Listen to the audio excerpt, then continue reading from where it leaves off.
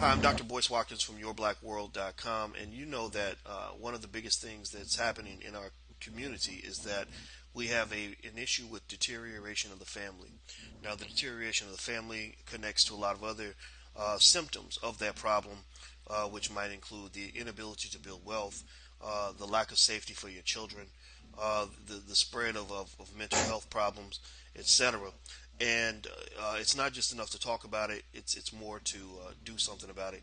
And so, the brother that I'm talking to today, Mr. Kevin Adams, he, in my opinion, lies in the spirit of Lamar and Ronnie Tyler over at blackandmarriedwithkids.com, in that he is determined from a father-son level to make a difference in terms of how many fathers are connected to their sons and daughters. And he has written a great book called Lost Letters to My Father. And I want you to take a look at the book, but I also want you to get to know Kevin. Mr. Kevin Adams Jr. is on the line with me. How you doing today, brother? I'm doing awesome. How are you? I'm doing really well, man. Now, I've known you for a few years. I met you back probably about '08, I think. When you went to Western Kentucky University, and even back then, I was really impressed with you. My daughter introduced me to you, and I remember my daughter saying, "Oh, you got to meet this guy. He's really on point. He's a great student. He's a great leader. He's very just intelligent, respectable, etc." And so we agreed. We sat down and we had dinner, and I walked away very impressed. I said, "This guy has a great future." So here, fast forward years later, you tell me that you wrote this great book. And so, first, I want to start with the book. So tell me, "Lost Letters to My Father." What's the premise behind that book? Well, pretty much, Lost Letters to My Father is pretty much my story of what I went through growing up, and kind of just giving people a background of my of what I went through, my journey in life, and how going from boyhood to manhood, pretty much. Hmm. Um, Okay, yeah. interesting. So boyhood to man. So now, a lot of people have journeys, from boyhood to manhood. What was it about your journey that was different that led to struggle for you, particularly as it relates to your Um, father? well, pretty much like um, I come from a middle class, family.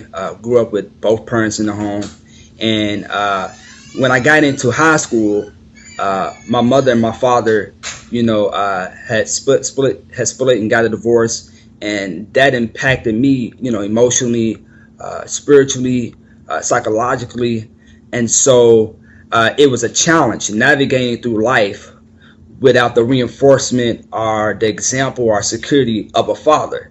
And so this book, what I'm doing is I'm reaching into my own testimony, um, and I'm shining a light on uh, pretty much on fatherless homes and the impact that has on our society as a whole.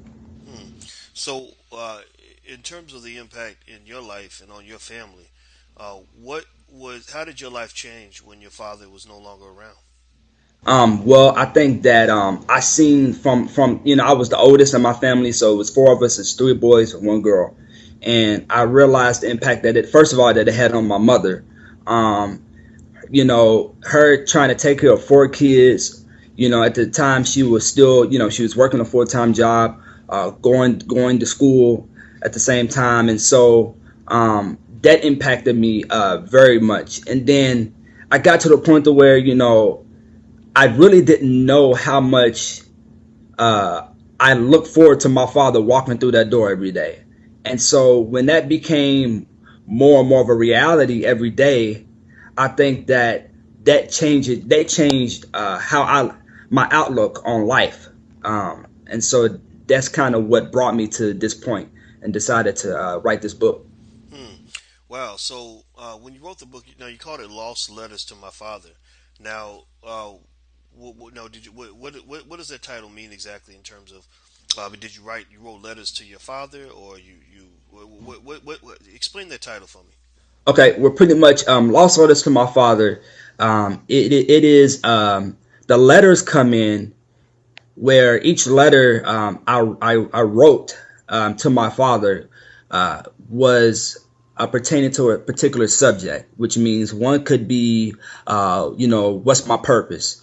and then another letter could be you know I don't know if this, I don't know if the school is for me. And so pretty much is each letter is dealing with everything that I went through during the course of becoming a man. And so because my father wasn't in my life, I decided that how to cope with it. The best way to cope with it was to write it out and to write these letters to my father. And so the reason why I call them lost letters to my father is because even though I lost contact with him, there was issues and things that needed to be dealt with. And so because he wasn't in my life, I figured, well, how about I'll write these letters. And that kind of was like, it was like a therapeutic type thing where I was getting everything out on paper. And it was kind of vulnerable. There were some letters where I was writing and I would be crying, and I had to stop, and then I had to start again. And so, that's pretty much what the letters are about. And it's kind of what I do is I'm navigating through each situation in life, and then after the letter, there's a response to the letter. So the boy in me is writing a letter, and then the man is responding to the letter, and so that's why I call it going from boyhood to manhood. Mm. Um, and So, so yeah, so you saying that you wrote the letters as a young man, and then you responded as an older man to yourself. yes, Really interesting, yes, interesting. So, that's interesting. That reminds me of like when you create a business, they call it bootstrap financing, where where you use money that you make now to finance your business in the future when you can't get somebody else to give you financial support. When you can't get money from a bank, people will bootstrap a business where they'll take the money, the profits from today, reinvest them for tomorrow. And in a way, it's almost like bootstrap fatherhood to me, in that you became your own father. You took the older hmm Kevin Adams and let him respond to the younger Kevin Adams, and obviously you don't have a time machine, so you can't go back and give that advice to yourself. But yeah. but by giving that advice to yourself, answering those letters, it seems that it would be helpful to other young men who are in the position you were in, because then you get a chance to be a surrogate father or a role model or older brother figure for them and help them through their situations. Is that am I kind of on point with that? Exactly. Pretty much what this book is all about is affirmation. It's about validation. And I think that what a lot of our young men struggle with is because they don't have a father in the home, because they don't have that tangible presence of a man, holding them accountable, telling them that they're special, telling them that they have purpose, telling them that you don't have to have a chain around your neck, or you don't have to be riding a big on car to beat somebody. And so through these letters, I'm hoping to motivate, I'm hoping to inspire a young man to to follow that dream, or to follow that passion, or to know that you might not necessarily be a student or a B student, but that doesn't mean that you still can't succeed, and that doesn't mean that you can't go far. And so that's kind of, I'm using my own testimony. When I was in high school, I was an average student, and writing this book, when I first got the idea, I was like, I don't think I could write this book, because when I look at my background, when I look at my, my family history, nobody ever wrote a book. Nobody ever went to college. And so I had to get over that initial fear that, I can succeed. And so I'm using the man in me today to talk to the young boys that are going through what I went through when I was their age. Hmm. Well, I love that. I love that, and it's funny, when you talk about fatherhood and manhood. You're 25 and you're married, which is pretty rare. A lot of 25-year-olds are not married, and you just had Yeah. a newborn baby. Yes. Congratulations on that. Thank you. That's wonderful. Thank you. And she's got a great father, so she's very fortunate. Hopefully, she'll appreciate that. But I promise you, she won't. When she's a teenager, she's gonna give you a hard time. But she definitely will know. She will definitely know who the first male love of her life is, and that'll be you. Now, you're actually not just putting out the book, but you're actually getting involved in your community in Louisville, Kentucky, and you're actually holding a citywide town hall meeting on violence in the community. Can you tell? And it's on October 6th. Now tell me about that. What's that all about, and why are you doing that? Well, pretty much, I think, it's just another one of those things where, this book is just pretty much the forefront. It's just laying down the foundation. And I wanted to actually, do something in my community. I wanted people to know that I'm not just trying to sell a product, or I'm not trying to, get my name out there, but I'm actually trying to do something in my community and make a difference. And so hopefully with this town hall meeting, I wanted to gather, the mayor's going to be there, community leaders are going to be there, faith leaders are going to be there. And I'm hoping that everybody in the community will come out and make their voice known. And we're pretty much just going to sit down and have a discussion on the problems in our society, but also most importantly to come up with solutions. Not only just talk about what's wrong with our society, but to talk about what can we do to change and have change now, not 5 years down the road, not you know we're not just really not we're not going to rely on the government, our city officials, but we're going to take it in our own hands. We're going to come together as a community, and we're going to talk about solutions. So pretty much that's what that's about.